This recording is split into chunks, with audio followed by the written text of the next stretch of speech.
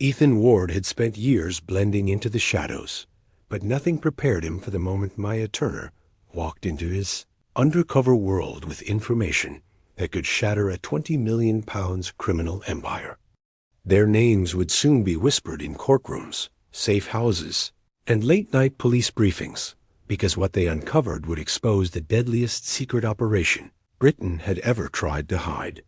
Ethan Ward and Maya Turner were never meant to cross paths, yet their combined discoveries inside a £20 million covert police operation would shake the foundations of UK law enforcement.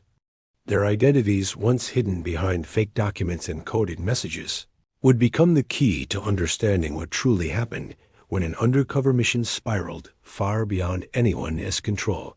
Ethan Ward and Maya Turner were names buried deep within classified files, but the truth they uncovered refused to stay hidden. As the cracks in the £20 million undercover operation widened, the secrets they carried would reveal a disturbing reality of betrayal, corruption, and a mission that never operated the way the public believed. Ethan Ward knew the risks of going undercover, but he never imagined that Maya Turner's discovery would pull him into the heart of a £20 million police operation teetering on collapse.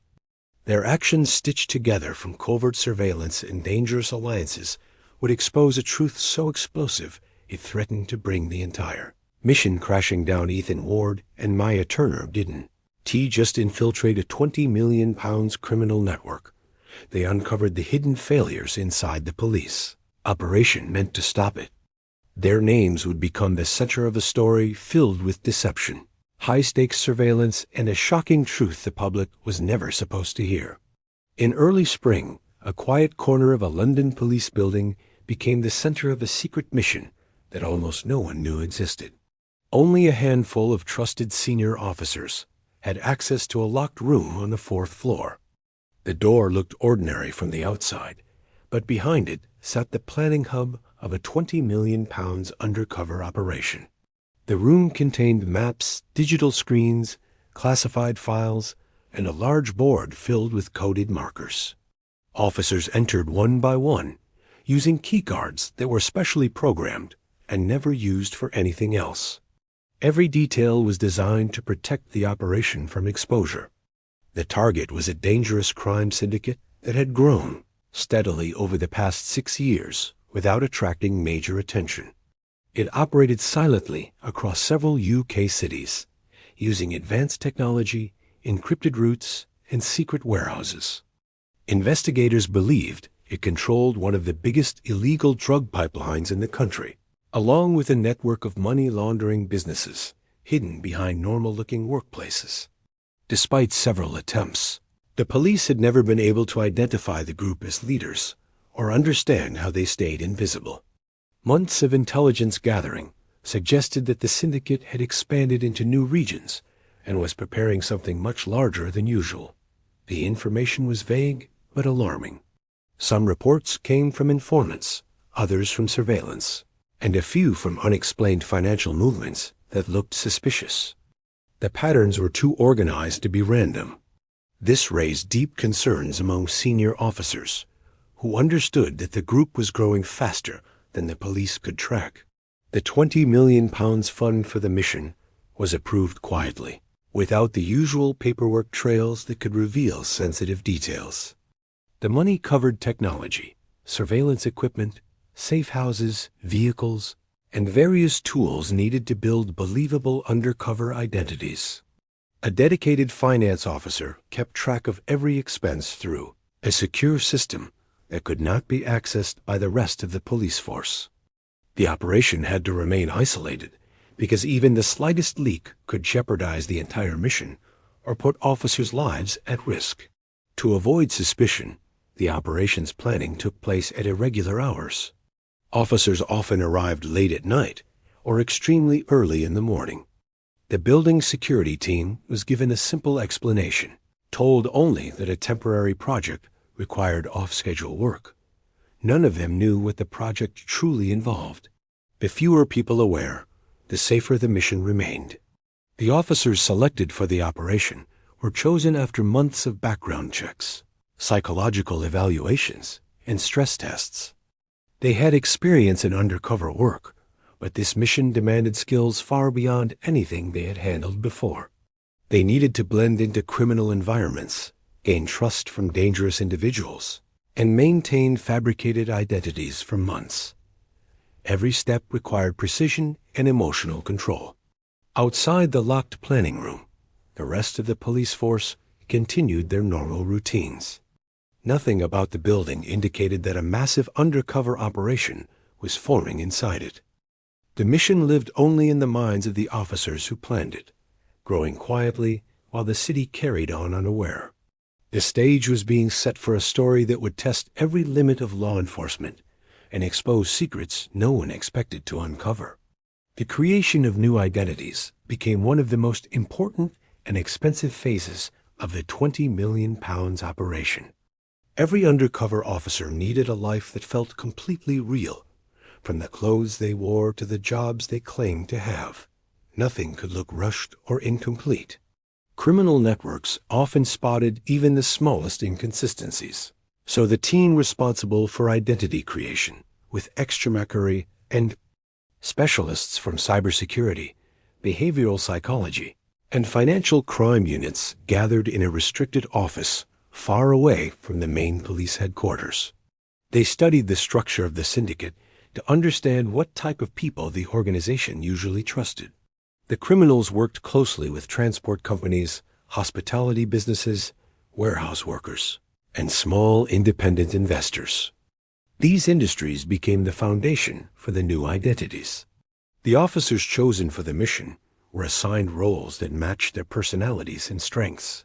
Each officer received a new background story that described where they grew up, where they worked previously, and how they became connected to their current jobs. These stories had to be detailed enough to withstand questions and online searches. Fake social media pages were built with old photos, posts, and interactions that stretched several years into the past. The technology team used advanced tools to generate digital footprints that would appear natural if the syndicate checked online activity. Financial specialists opened new bank accounts using controlled methods that created completely legal but untraceable identities.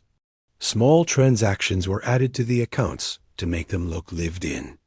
Rent payments, grocery purchases, fuel charges, and even forgotten subscriptions were included to make everything seem ordinary. The officers were also given apartments that matched their new lifestyles. Some lived in small rented flats, while others were placed in more expensive neighborhoods to match their cover stories as investors or business partners. Vehicles were selected with the same level of care. Old vans, second-hand cars, and business-registered vehicles were purchased under the new names. These vehicles were fitted with covert communication devices, hidden trackers, and emergency support systems. Mechanics who worked with the police made sure the vehicles appeared worn and natural, avoiding anything that might look too polished or suspicious. Training sessions were held privately, where officers practiced their new identities until they felt completely natural. Every detail mattered, including how they signed their new names, how they explained their work history, and how they handled questions about their personal lives. They learned to talk about their fake families, past jobs, and hobbies as if they were real memories. This level of commitment was necessary because undercover work often required long periods of isolation, where the officer had to stay completely in character. During this time, psychological experts monitored the officers closely. Undercover assignments carried heavy emotional pressure, and the wrong mental state could lead to mistakes. The experts offered guidance on managing stress, fear, and the constant risk of being exposed. Officers were reminded that even a small slip in behavior could endanger the entire mission. By the end of this phase, each officer had a fully developed new life. Their old identities were locked away, accessible only to a few trusted individuals. With their new names, new histories, and new routines, they were prepared to step into the criminal world without raising suspicion. The foundation of the operation was now complete, and the next step would bring them face to face with the syndicate they were determined to infiltrate.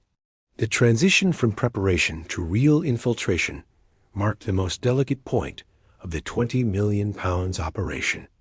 After months of planning, the undercover officers quietly stepped into the criminal world the police had been tracking from a distance. They did not rush or attempt bold moves. Instead, they followed the criminal network's natural rhythm, blending into its edges where newcomers were less noticeable. Their job was to observe, adapt, and wait for small opportunities to become trusted.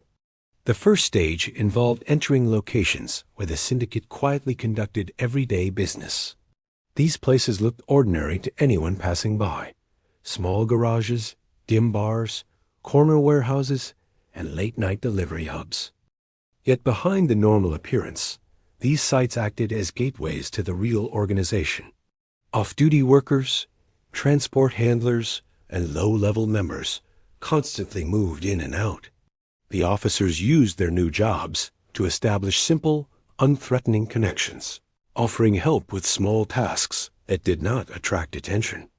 The syndicate valued reliability over boldness, so the officers built reputations based on consistency. One officer delivered packages for long hours, always arriving on time. Another handled paperwork for supply movements at a warehouse, never questioning unusual items. A third officer, posing as a nightclub investor, quietly observed the flow of money and people. They never pushed themselves forward or asked unnecessary questions. Their goal was to become so familiar that no one thought twice about their presence. As weeks passed, the officers began to see the hidden structure of the syndicate more clearly. Orders always traveled through several layers before reaching their final destination. No single worker knew the full plan behind any task. Codes were used for dates, locations, and quantities. Payments were often made in cash-filled envelopes or through obscure digital wallets accessed only on secure devices. Everything was controlled with precision, and any mistake resulted in immediate removal of the person responsible. Through subtle observation, the officers identified patterns that ordinary workers never noticed. Certain vans consistently avoided main roads and used small side routes. A specific table in the nightclub always hosted the same group of men who rarely spoke but watched everything around them.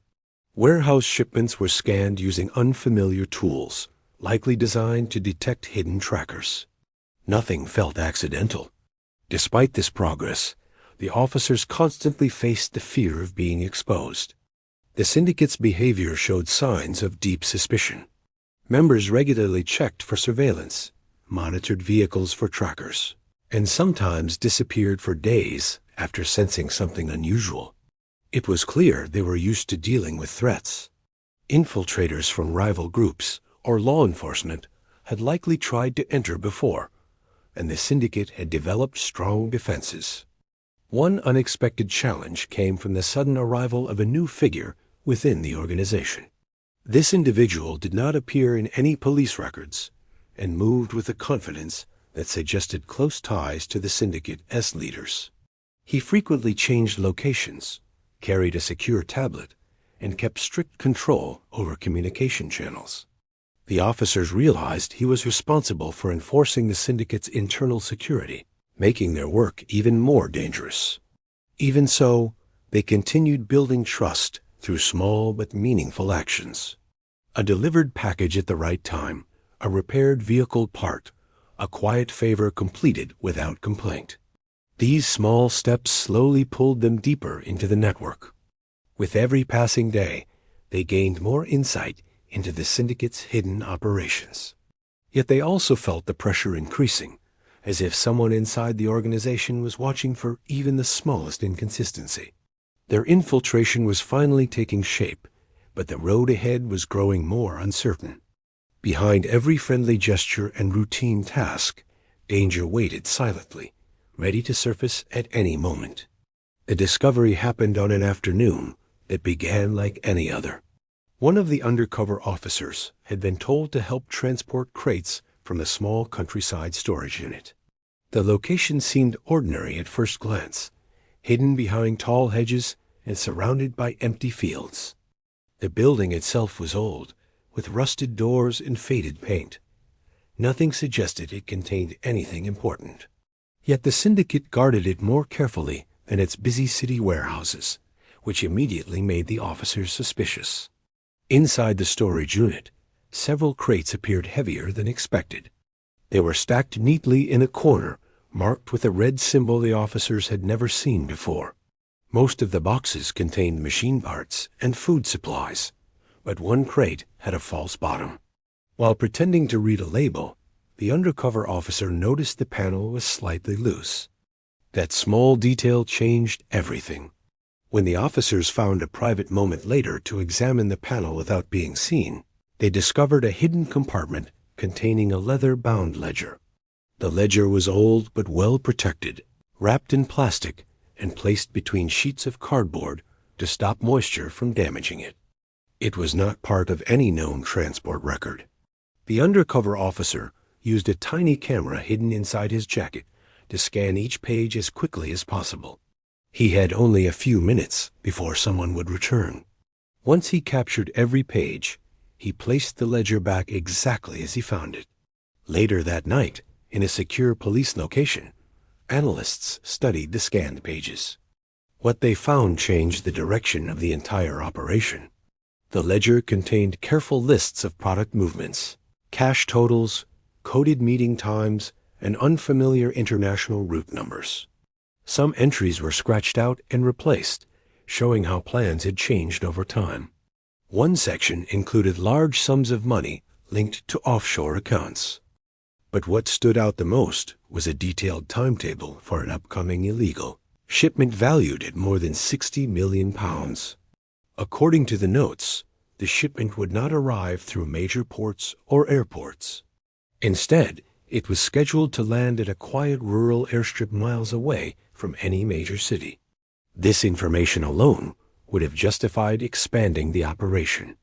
But deeper into the ledger, investigators found something far more shocking. Several pages included initials and coded names of high-trust insiders who had helped the syndicate stay hidden. One of those names matched a missing police officer who had vanished 4 years earlier without any trace. His disappearance had been treated as an unsolved case, with many believing he had died. The ledger suggested otherwise. Beside his name were entries linking him to transport routes, security clearances, and money transfers. It became clear that he had not been a victim. He had been part of the syndicate long before he disappeared. The discovery sent a wave of concern through the undercover team. If the missing officer was alive and actively helping the syndicate, then he might easily recognize undercover behavior. That meant every move the team made had to be more careful than ever. It also meant the syndicate had stronger protection and deeper knowledge than previously believed. The ledger had revealed the truth the police had never been able to uncover. It provided the first real look at the scale of the organization, the value of its operations, and the disturbing possibility that someone trained to protect the law had chosen to break it instead. The undercover mission, already risky, had now entered a far more dangerous stage. The days following the ledger discovery brought a new level of tension to the undercover operation. Until then, the officers believed their biggest challenge was entering the syndicate without being detected. But now the situation had changed. The team realized the criminals might already know more about them than expected. Strange events began happening that made the officers question the safety of every move they made. It started with communication alerts. The secure devices used by the undercover team occasionally showed signs that information had been accessed or duplicated. These systems were designed to detect unusual activity, and at first the signals were small and easy to overlook. But soon the alerts grew more frequent. Files that only the operation's inner circle could see were being opened at unexpected hours. Messages appeared as if they had been viewed twice. This suggested someone inside the mission was secretly passing details to the syndicate. The senior officers overseeing the operation acted quickly. They launched a quiet internal investigation that did not involve anyone outside the core team. Background checks were repeated. Access logs were reviewed. Hours of digital records were analyzed by experts who specialized in tracking hidden intruders. No one wanted to believe that a traitor was involved, but the evidence became stronger each day. During this time, the undercover officers continued their work inside the syndicate, but the pressure grew heavier. Every interaction felt riskier. Members of the criminal network seemed more watchful than before. They asked fewer questions and observed more closely, as if expecting someone to make a mistake. Vehicles the officers drove were examined unexpectedly by syndicate mechanics. Deliveries were suddenly changed without notice. Small tests began appearing, forcing the officers to react quickly and naturally. It was clear the syndicate was checking loyalty, and the timing felt too perfect to be random. Inside the police command room, the internal investigation finally pointed toward a single individual, a senior analyst responsible for handling encrypted intelligence. This person had access to operational plans, undercover locations, surveillance patterns, and identity files. The more the investigators searched, the more connections emerged, linking him to suspicious activity. Bank transfers to unknown accounts appeared. Deleted emails reappeared through data recovery. The evidence formed a pattern that was impossible to ignore. The analyst had been selling classified information for months, feeding the syndicate small but valuable updates. He had never met them directly. Instead, he used anonymous online channels, secure digital wallets, and hidden networks that masked his identity. His betrayal had not only placed the officers at risk, but also allowed the syndicate to avoid several earlier surveillance attempts. The moment he was quietly removed from the operation, the atmosphere inside the command center shifted. Relief mixed with frustration. The betrayal explained many of the unusual patterns the team had noticed, but it also meant the syndicate knew far more than the police had originally assumed. It raised fears about how much damage had already been done and whether the criminals had prepared for a future attack based on stolen information. Despite the setback, the operation did not stop. Instead, new security measures were added. Information was divided even further. Only essential details were shared with undercover officers. Digital systems were rebuilt to prevent future breaches. The police knew they had to continue, but now they understood just how deeply the syndicate's influence reached. What had started as an undercover mission had become a race against a criminal network that was stronger, smarter, and more connected than anyone expected. The next phase of the operation would be even more dangerous, and the officers knew there was no turning back. The night of the airstrip raid arrived after weeks of intense preparation. Every part of the plan had been examined repeatedly, with no room for error. The rural airstrip chosen by the syndicate was isolated and rarely used for legitimate flights. It sat between long stretches of farmland, with narrow dirt roads leading to it from different directions.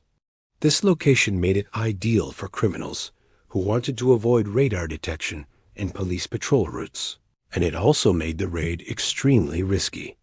Hours before the operation began, police units moved quietly into position.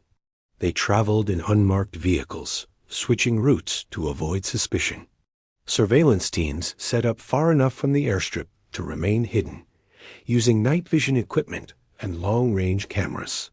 Drones hovered high above the fields, silent and nearly invisible in the dark sky. Officers wore gear designed to reduce noise, knowing that even a single misplaced sound could warn the syndicate. The undercover officers already inside the criminal network continued their roles calmly, pretending nothing unusual was happening. They maintained their routine tasks and followed the same patterns they had shown for months. Their challenge was to avoid raising suspicion without appearing too relaxed.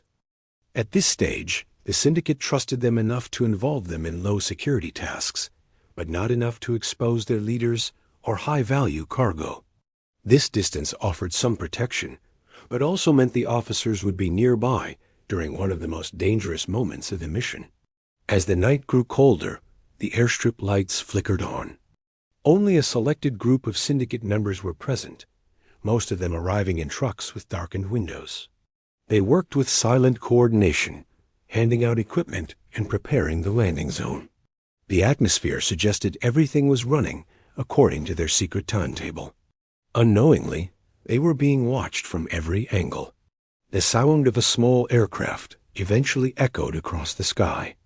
It approached without broadcasting any identification signal, flying low to avoid detection.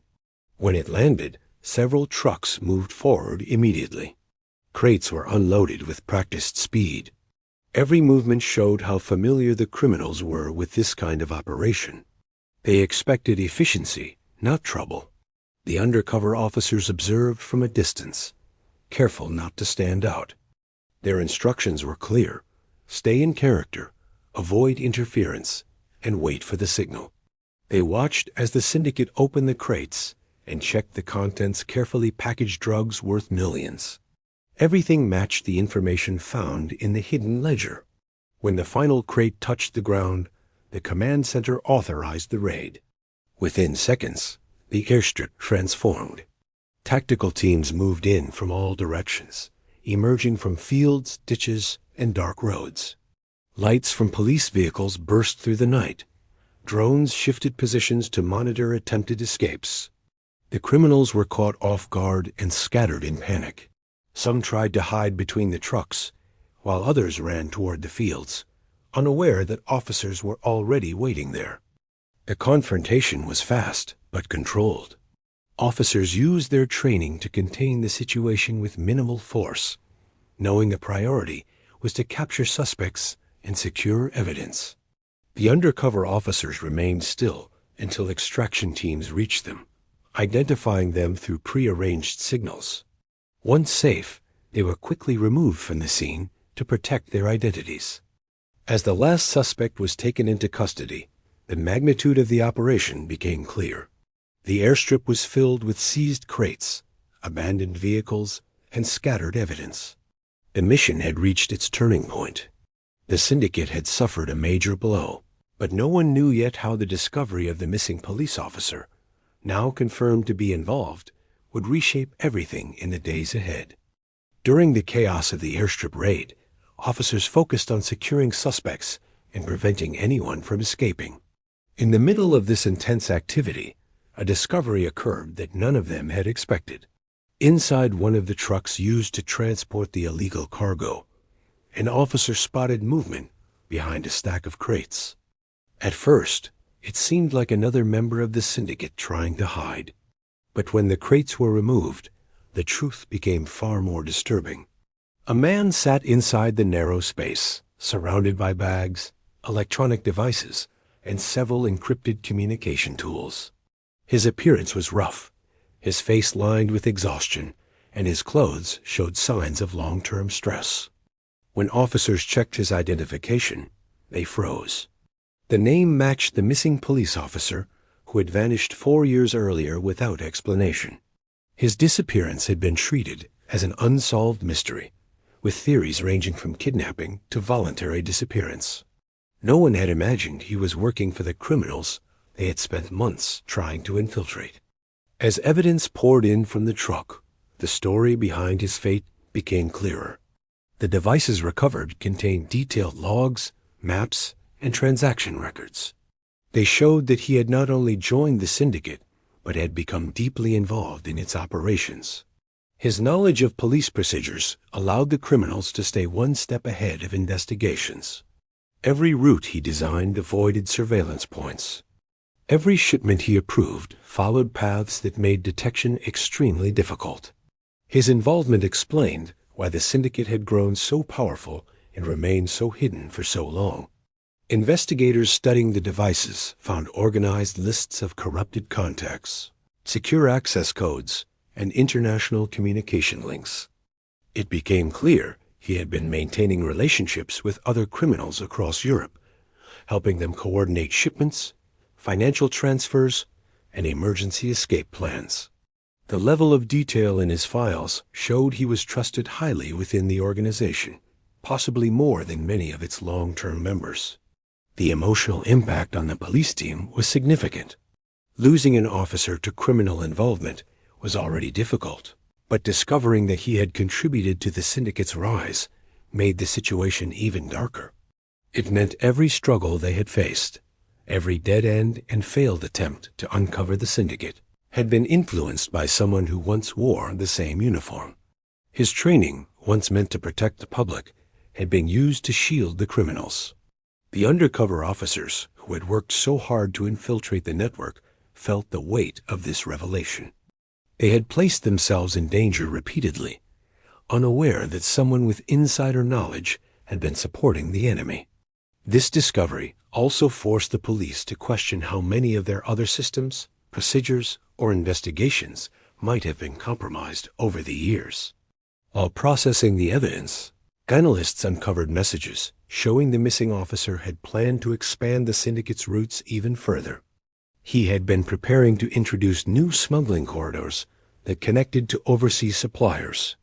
If the raid had not taken place that night, these plans might have strengthened the syndicate beyond the police's ability to dismantle it. The capture of the missing officer was a major victory, but it also exposed how far the corruption had spread. The truth changed the entire perspective of the operation. The syndicate was not only dangerous, it had silently used law enforcement knowledge to grow stronger. And now, with this man finally in custody, the final phase of the mission would face challenges no one had predicted. The final phase of the £20 million undercover operation brought a mixture of relief and uncertainty. With the missing police officer captured and the major airstrip shipment seized, the team had reached a crucial turning point, but the mission was far from complete. The syndicate had lost a major part of its supply chain, yet its core leadership remained hidden. The police knew that if the leaders were not identified and arrested, the criminal network could rebuild itself, possibly stronger than before. In the days following the raid, investigators worked tirelessly to analyze every piece of evidence recovered. The crates, the digital devices, the financial records, and the missing officer's encrypted files all contained information that needed careful decoding. The undercover officers provided detailed reports about the syndicate's behavior, locations, and internal structure. Every observation they had made, every routine, every pattern, every unusual movement was reviewed and connected with new intelligence. As the pieces came together, a clearer picture of the organization's leadership started to form. Instead of a single mastermind, the syndicate operated under a three-person council that rotated responsibilities. Each leader controlled a different part of the business: international supply, UK distribution, and financial operations. This structure had allowed them to stay hidden for years because no single leader carried all the risk. They avoided public exposure, rarely used digital communication, and only met in person during carefully planned gatherings. The police eventually discovered that one of these gatherings was scheduled to take place at a private estate on the edge of a coastal town. The information came from a combination of decrypted messages and details recorded in the ledger. It became clear that the leaders planned to discuss a replacement for the destroyed shipment and to reorganize their operations after the recent setbacks. This meeting presented the only chance to capture all three leaders at once. Unlike the airstrip raid, this operation required subtlety. The estate was heavily guarded, surrounded by large fields, and monitored by surveillance cameras. A loud raid would risk losing the leaders, who could escape through hidden routes designed for emergencies. Instead, the police used intelligence-based tactics. Officers disguised as maintenance workers quietly gained access to nearby land. Surveillance teams used small, silent drones to monitor entrances. Undercover units were positioned far enough to avoid detection, but close enough to respond immediately. When the leaders finally arrived at the estate, their movements were recorded carefully. They traveled separately, met in a locked conference room, and brought thick folders of documents. The police waited patiently, knowing that rushing the operation could destroy months of progress. After confirming their identities through visual and digital matching, the command center authorized the final move. The raid was swift and precise. Officers entered the estate silently, using specialized tools to bypass security systems. Before the leaders could react, the police secured the room and seized the documents they had brought. Outside, guards were arrested without major resistance. The operation ended within minutes, bringing an abrupt stop to years of criminal activity. News of the arrests spread quickly, although the true scale of the operation remained hidden from the public due to its classified nature. For the undercover officers, the mission ended with quiet debriefings, long recovery periods, and the gradual return to their real identities. Their work had dismantled one of the most protected criminal networks in the UK. The £20 million operation had achieved what many thought impossible. But behind the success lay months of danger, betrayal, and sacrifice. The story closed not with celebration, but with the understanding that organized crime constantly adapts. The syndicate had fallen, but future threats would rise again. And somewhere in the background, new undercover missions would begin, continuing the silent battle that most people would never see.